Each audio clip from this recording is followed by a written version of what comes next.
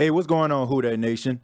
And welcome to another edition of the State of the Saints podcast, where we talk New Orleans Saints. My name is TJ Jones. Thanks for checking out the podcast. I really do appreciate it.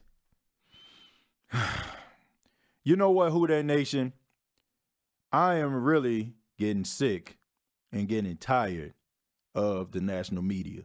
It seems like every single time that I turn on ESPN, Fox Sports 1, NFL Network, everybody seems to be talking about magic with Nick Foles. The magic that Nick Foles possessed. I believe in the Foles magic. Foles magic. Yes, everybody seems to be talking about this mythical magic that Nick Foles possesses. You know, Nick Foles is a good quarterback, man. I'm not going to take anything away from him. And you can't go without noticing that the Philadelphia Eagles, with Nick Foles as a starter, they look like a completely different team. When the New Orleans Saints played the Philadelphia Eagles in Week 11 and they beat them 48-7, everybody in the national media left the Eagles for dead. Nobody thought that they were going to make it to the postseason. But somehow, with the help of Nick Foles and this magic, now all of a sudden the Philadelphia Eagles are on a magic carpet ride all the way to the Super Bowl. You know, this is the problem that I have with the national media. The national media always has to cater to these big market teams. Just because these guys are in a big market and they have a nice little fan base and they have a huge news outlet, they got to put these people at the forefront. For the last few days, the national media has been talking up the Philadelphia Eagles and basically belittling the New Orleans Saints. They act as if the New Orleans Saints just made it to the playoffs. They make it seem like the New Orleans Saints just made it to the playoffs by the skin of their teeth. And they also make it seem like the New Orleans Saints have nothing to play for.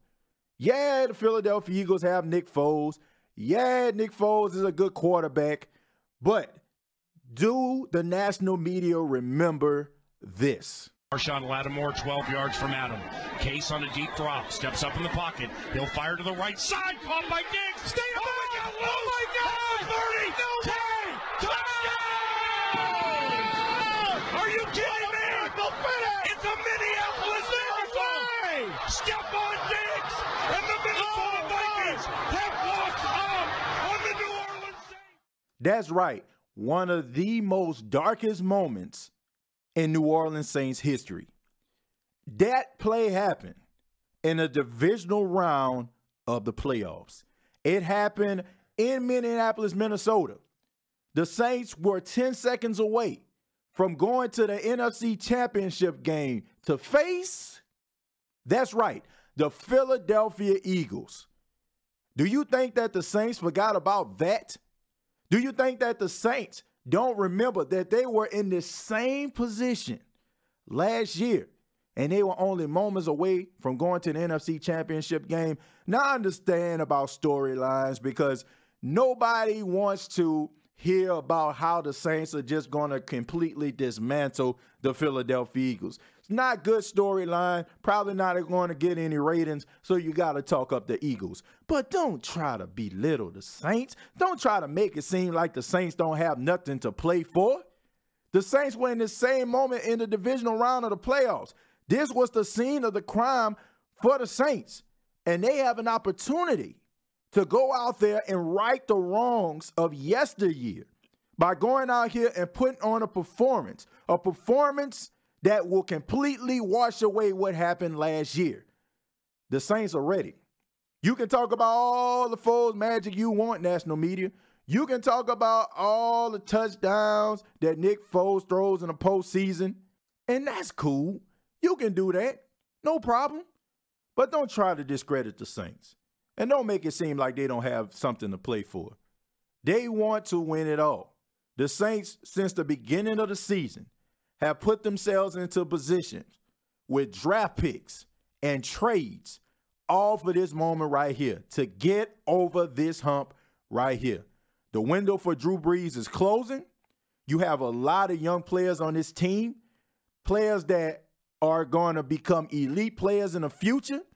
And the Saints, in my opinion, are not going to be able to afford every last one of these young secondary players and these defensive linemen and players like Alvin Kamara all on the same team at one time. So they will have a win-now mentality. And the Saints are going to be ready for the Philadelphia Eagles. So they can talk about all of this underdog stuff all they want to. You can try to flip it any way you want to. Just like the Philadelphia Eagles feel like they have something to prove, the New Orleans Saints feel like they have something to prove as well.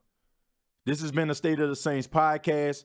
Please follow the State of the Saints podcast on YouTube. Subscribe to the channel. Go to youtube.com, search the State of the Saints podcast, and also check out previous episodes on iTunes, Spotify, and iHeartRadio. Till next time, all I have to say is, who dat?